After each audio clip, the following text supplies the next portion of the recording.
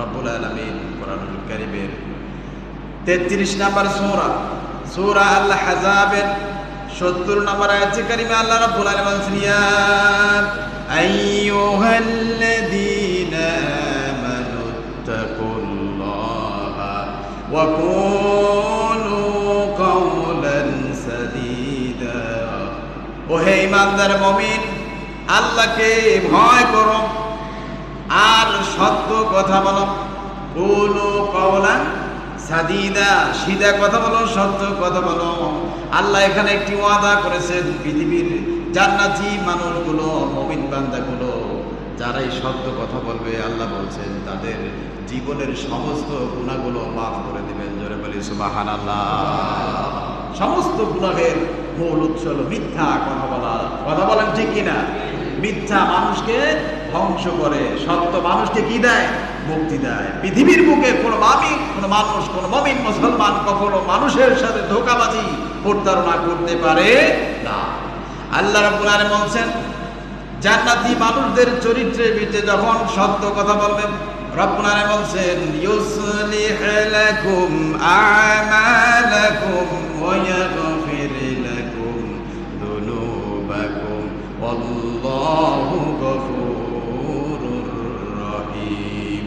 আল্লাহ পাক বলেন, যেই ব্যক্তি সত্য কথা বলবে তার আমলগুলো সংশোধন করে দিবেন আর তার জীবনের সমস্ত গুনাহগুলো মাফ করে দিবেন।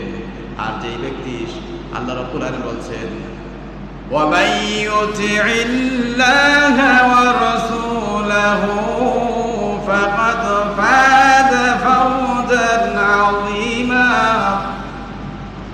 যেই ব্যক্তি আল্লাহ এবং রাসূলের অনুসরণ করবে সেই ব্যক্তির জন্য মহা সফলতা অর্জন করবে। জোরে বলি সুবহানাল্লাহ।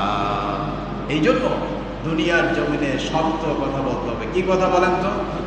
আজকে সেই মুসলমান সত্য কথা ভুলে গিয়েছে। কথা বলেন ঠিক কিনা? কিভাবে মানুষকে ঠকানো যায়, কিভাবে মানুষের সাথে প্রতারণা করা যায়, কিভাবে মানুষকে ধোঁকা দেওয়া যায়, কিভাবে মানুষকে ঠকানো যায়, নিজে জিতা যায়।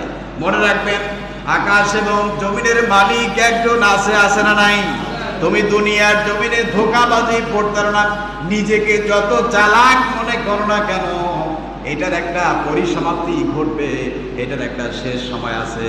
পৃথিবীর বুকে কত মানুষ তোমার চাইতে বড় ছিল, তোমার চাইতে রাজা বাদশাহ ছিল, তোমার চাইতে ধনাঢ্যবান সম্পদশালী ছিল, কিন্তু সর্বশেষ তাদেরকে এই দুনিয়া ছেড়ে গহীন অন্ধকার কবরের জগতে যেতে হয়েছে। কথা বলেন ঠিক কিনা?